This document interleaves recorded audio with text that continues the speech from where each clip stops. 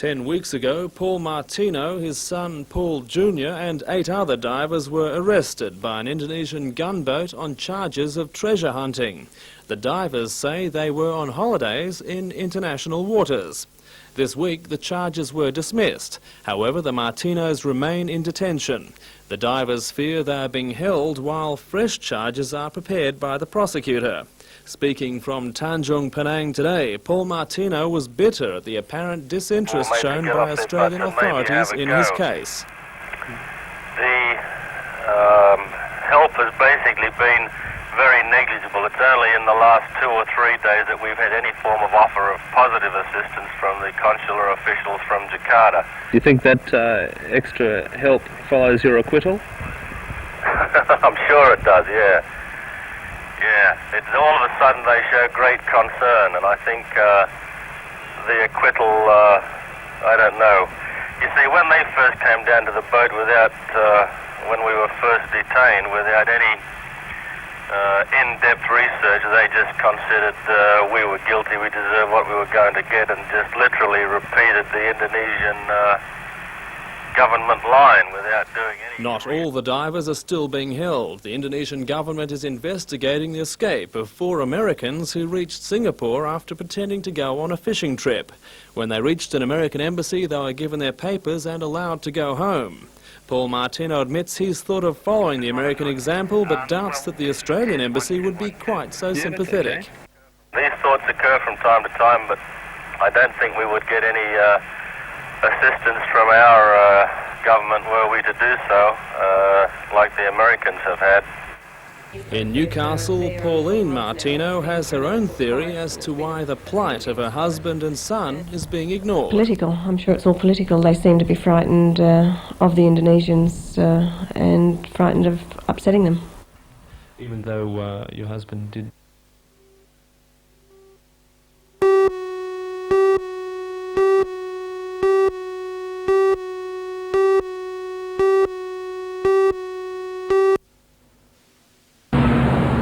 People wanting to do business with the Social Security Department, the Commonwealth Employment Service, the Tax Office and the Business Office of Telecom would have found their premises shut in Newcastle today. A stop-work meeting at the Workers' Club turned into a day-long strike for members of the Australian Clerical Officers Association. They want a prospective 6% pay rise and permission to chase other increases.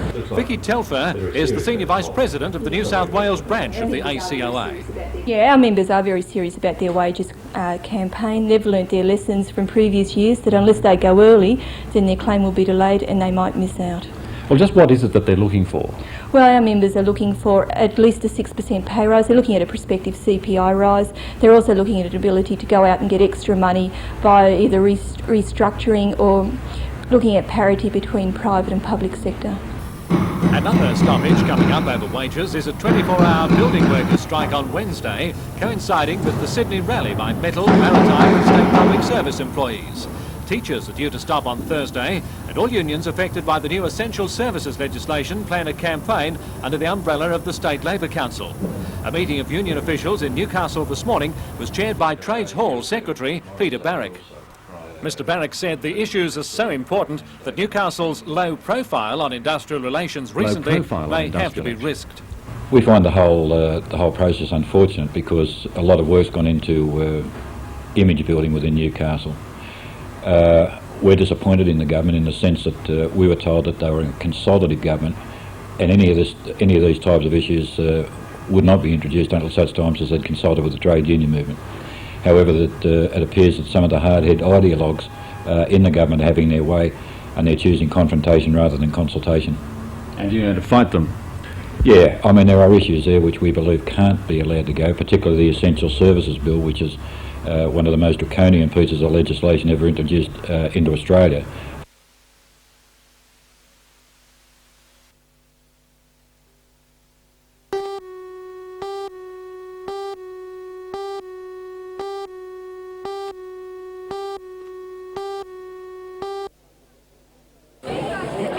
Hundreds of protesters gathered at the local town hall to greet the Premier with chants and jeers. Most of the placard-waving crowd were there to defend their local hospitals from downgrading they fear will follow the elimination of local hospital boards at Cessnock and Curry.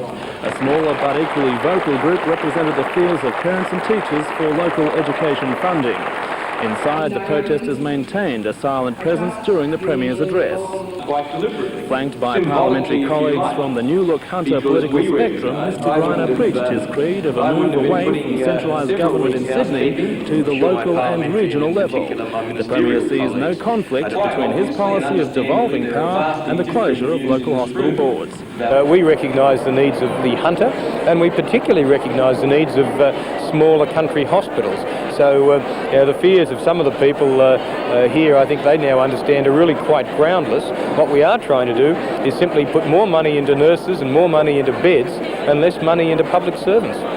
On the future of government spending, the Premier's message at Maitland and Cessnock was the same. Continued funding at real levels for education, a shift in capital works funding from Sydney Taj Mahals to country roads, and a massive increase in funding for hospitals and law and order.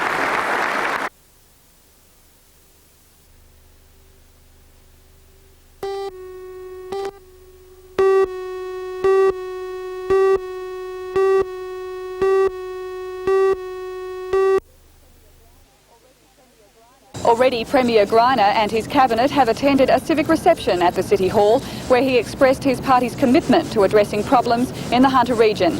This was followed by an informal morning tea where a who's who of Newcastle business, local government, industry and community groups mingled with the ministry. Discussions with the council followed. This afternoon there will be a number of inspections around the city, including Rankin Park Hospital, and the Premier will also meet with members of the Hunter Valley Task Force.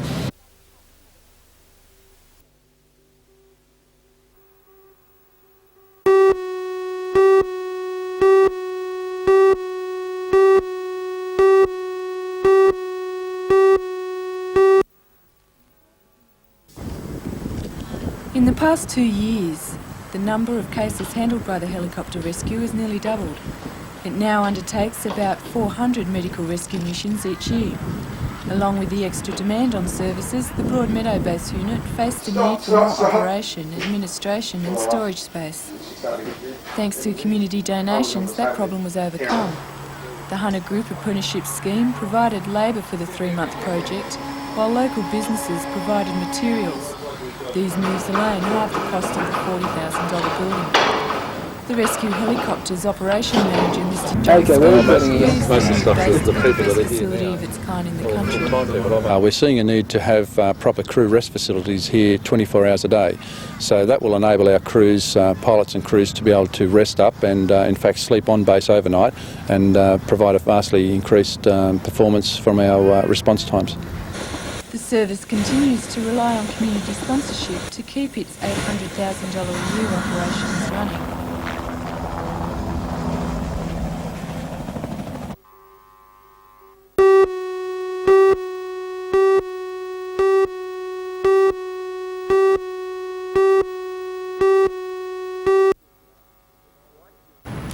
Twice during the afternoon the bowlers left the green, and even though the greens were still playing well at 15 seconds, conditions became impossible and the finalists decided to share the $700 prize money. The two bowlers competing for the title, Eve Wiltshire from Newcastle and Victorian Clarice Power, also met in last year's playoff. That went to Eve, but today's game was declared a draw at 23-21 in Eve's favour when rain halted play. Third and fourth position in this special 31-up competition was fought out between South Australian singles champion Mary McCoog and the New South Wales champion Dot Roach, with Mary winning 31-27.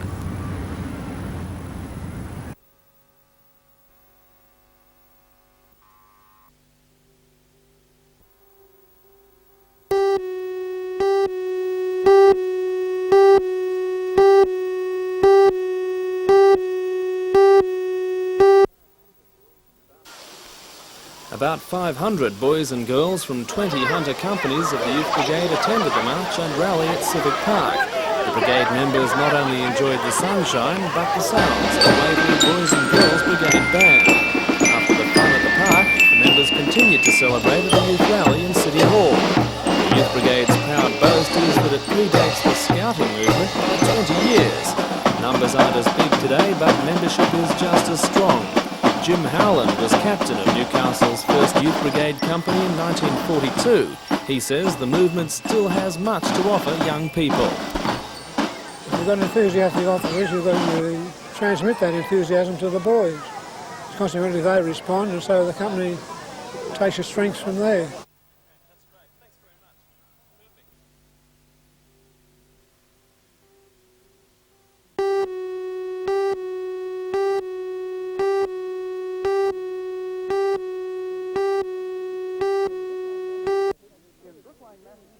In Brookline, Massachusetts, Curtis Strange recovered nicely from the sand on the 18th hole to set himself up for a par putt. Nick Faldo of Britain, the only other player still in contention, could have won had he sunk this long birdie putt, but he didn't. So Strange tapped in. He and Faldo tied at 6 under par. They will play 18 holes tomorrow to decide things.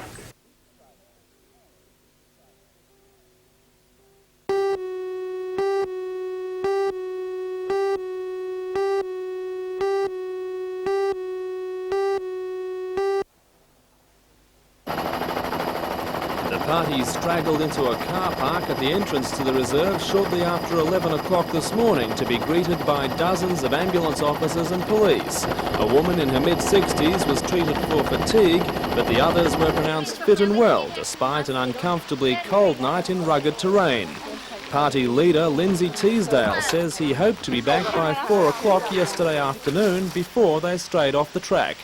The trail that we were supposed to follow had petered out. There was just no track, so we had the bush bash which slowed us right up, and having a few older ladies to slowed us right up. But the biggest problem was we just ran out of daylight, so when it got dark, it really got dark. It just went black. The group was reported overdue by a worried wife waiting at home late last night. Police feared most for the older members of the party. I was a bit concerned about the elderly ladies in the group. Because of their terrain and their age. A search was mounted at first light this morning with the aid of a Correctional helicopter. However, Lindsay Teasdale reached the car park and was able to direct searches. The group was still in good spirits despite a few scratches and leech bites. So how'd you feel this morning when you got out? Real cold. Just glad to get back here, a cup of coffee. Back, glad to get to McDonald's or somewhere, something to eat.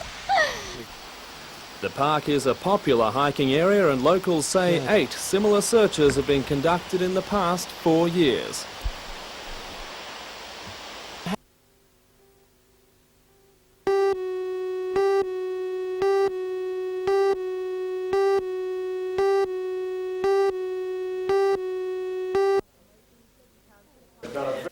Council passed a motion 7-4, enabling the project to go ahead, subject to 20 conditions. They include the need for the planned 31-storey tower to be redesigned, possibly in a tiered effect, similar to but smaller than these American illustrations. It's thought the planned new design will reduce the impact of the tower on the skyline. While developers were pleased with Council's decision, many members of the gallery were annoyed, having earlier submitted a petition asking Council to delay its decision.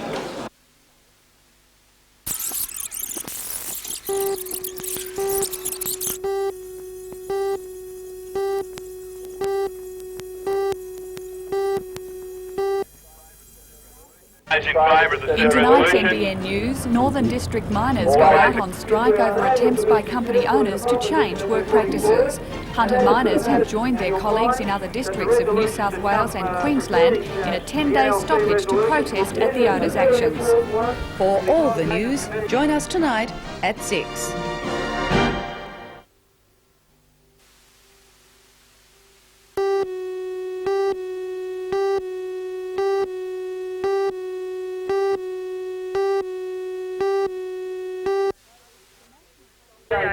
The national stoppage is in protest at the coal owners' application to the tribunal to introduce a 7-day roster. Industrial action was delayed in the Hunter because the unions were negotiating a number of issues and were unwilling to jeopardise the outcome. But today they voted to stop work until first shift Monday morning. They also voted in favour of further industrial action during the course of arbitration and to enter into agreement with breakaway companies that have indicated they do not want to change the award and work conditions. The meeting also considered a National Liaison Committee paper which attempts to set out in writing a bottom line for change in the industry. The yellow paper proved highly contentious. Some FEDFA members who spoke in its favour were howled down by the crowd and abused. I ask you a question, have you ever been down a pit? Yes, I've been down the pit. Have you worked in them? Have you worked in them? Well, why don't you go and have a go at them now? The colourful discussion and the vote made it clear most considered the document not worth the paper it was printed on. It is not on. Now, I think most of the blokes here know that. Why in the hell can't you get it through your thick skull that we are not prepared to accept a 7-day roster? Whether you want it or not is up to you. It's up to us here.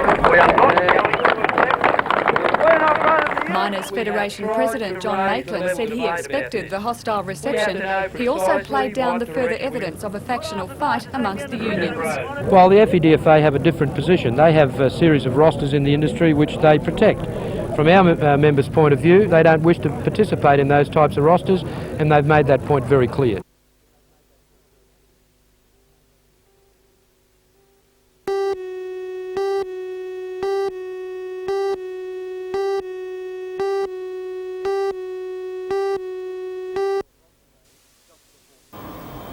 Just before 4 o'clock today, this timber jinker was negotiating a wide sweep on Patterson Road, just north of the Tocal Agricultural College. 3 massive logs broke free and swung into the path of an oncoming car, a Holden Statesman sedan. The truck was travelling towards Maitland, the car was heading towards Patterson. Rescue services attended the scene, but the driver of the car was killed. Police interviewed the driver of the truck to try and determine how the logs came loose. Late this afternoon, police have cleared the roadway as their investigations continue. The name of the dead man has yet to be released.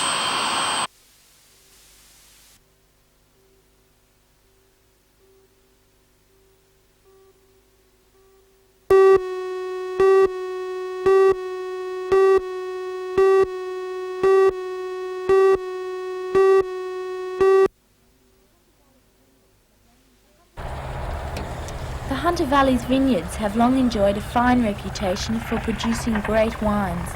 But what about a prison-making wine? The Cessnock Corrective Centre has a world first on its hands. It is the only jail in the Southern Hemisphere to bottle wine under its own label. It's called the Superintendent's Reserve, an 86 Shiraz and an 87 Semillon, a white Burgundy-style wine with a fruity character. Bottling of the wine under the prison's own label is the brainchild of Superintendent Joe Baldwin. We think it's exceptional, and my deputy is a very fine judge of wines, Steve Tandy, and he says it's one of the best he has tried. But no, seriously, we've had some people from the other vineyards give us their opinion, and it's all been very favourable. The vines sprawl across 10 acres of the nearby prison grounds. Their upkeep and harvesting is done by the inmates, an activity considered to be very good therapy. It's something for the inmates. They can learn the trade, if you like, here, and with all the vineyards in the valley, I'm sure it would certainly give them advantage when they are released to secure a position in one of the vineyards. At the moment, the wine is only available for the enjoyment of prison staff and at official government functions. But now that word of this unique wine is spreading, the centre has applied for a licence so it can sell its wine to the public. If the licence is granted, it will be up to the Corrective Services Commission to decide whether the wine can be grown, bottled and sold on the prison premises. But winemaking is not the Cessnock Corrective Centre's only innovative new industry. Inmates can work to earn their keep and lessen the burden on taxpayers by refurbishing buildings. Dismantled classrooms for TAFE, the CSIRO and other government departments. This highly specialised work is proving very profitable, earning the government more than $1.5 million each year. According to Superintendent Baldwin, the winemaking has the potential to become just as financially viable.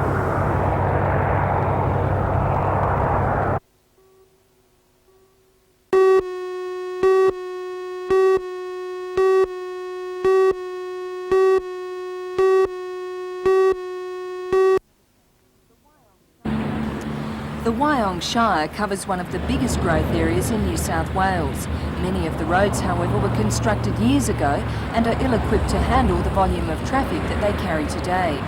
Wyong Road is one of the main thoroughfares in the Shire. It carries traffic to and from the freeway to the entrance and Tuggerah Lakes.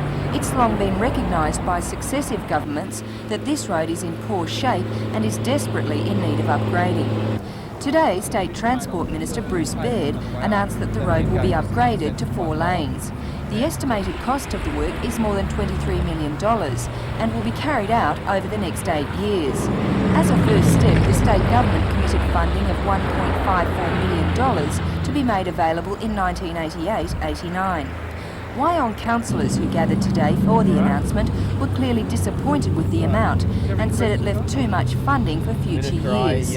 But Mr Baird said it was the best the state government could do at this stage. The $1.5 million is the amount that we've got available now, but obviously there's going to have to be an escalation of funds over the following years. That we're limited in terms of the amount of funds we've got right now, as we've got the previous government's commitments that we're running through with. But we're hopeful that quite a significant increase in terms of funding over the next few years. Wyong Shire President Stephen Cutter was also particularly worried that the state government did not say how much money the council will have to come up with. He says this is crucial as the DMR formula, which would have ratepayers in the Shire paying $13 million, is just not on. We were looking for a greater commitment from the state government. They've given us $1.54 million for this road over the next 12 months. But we have still to look at the ratios, the amount of money that the state government is going to give by comparison with what the ratepayers are going to give.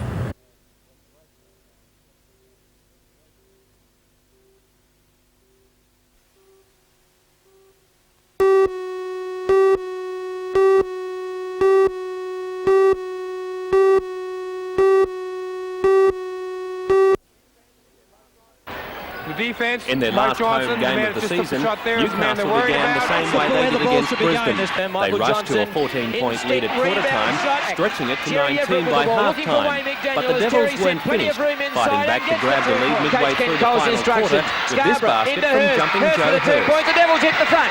They lead in the defensive points. Well, watch this defence by the Hobart team. The lead was short-lived as Sean Dennis popped in 2 3-pointers to secure the game for the Falcons. Top scorer for Newcastle was Mike Johnston with 31.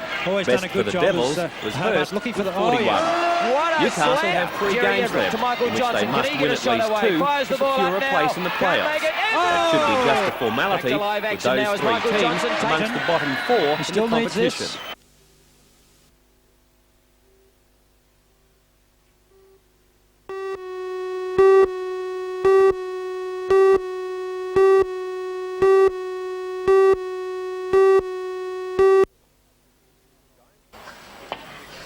Giant killer of the tournament has been 18-year-old Queenslander Wayne Turpin. The 2-times national under-18 champ left many top names in his wake as he forged his way to the final. Yesterday he beat the New South Wales captain Glenn Kunz and Victorian billiard champ David Collins. Today he beat the experienced John Mackay, a former Australian champion, and late this afternoon beat Mike Girdler to advance to the final. He's now playing Nick Bassick in the final, who beat 11-times New South Wales champion Jeff Miller in the other semi. The winner will take home $2,800, the runner-up $1,300.